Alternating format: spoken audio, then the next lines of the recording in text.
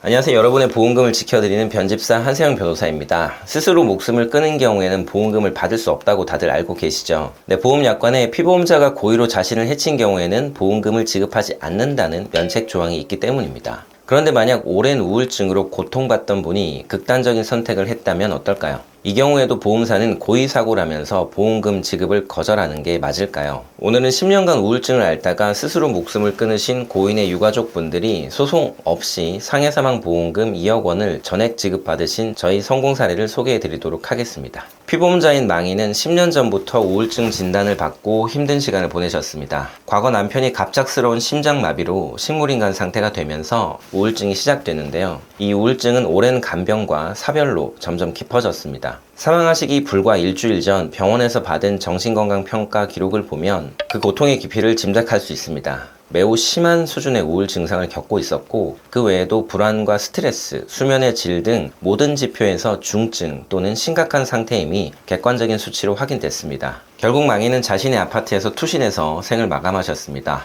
이미 며칠 전에 한 차례 극단적인 선택을 시도했다가 실패한 뒤였습니다. 유족은 망인이 가입했던 보험에 상해사망보험금 총 2억 원을 청구했지만 자살이라는 이유로 보험금을 받지 못할 것이라는 절망감에 저희를 찾아오셨습니다. 네, 원칙적으로 자살은 보험금을 지급받지 못하지만 약관에는 다만 피보험자가 심신상실 등으로 자유로운 의사결정을 할 수 없는 상태에서 자신을 해친 경우에는 보험금을 지급한다 라고 되어 있습니다. 즉, 심실상실 상태에서의 자살은 피보험자의 자유로운 의지에 따른 고의사고가 아니니까 보험금을 지급해야 한다는 것입니다. 대법원 판례 역시 같은 취지입니다. 결국 이 사건의 핵심은 망인이 사망 당시 자유로운 의사결정을 할 수 없는 심신상실 상태였음을 어떻게 입증하느냐였습니다. 저희는 이것을 위해서 10년 동안 망인의 정신과 치료 기록을 모두 분석했습니다. 이를 통해서 망인의 우울증이 일시적인 감정의 변화가 아니라 뇌의 기능에 영향을 미치는 만성적인 질병이었음을 입증했습니다. 다음으로 사망 직전의 객관적인 심리검사 결과를 정리했고 또 망인이 유서 한 장 없이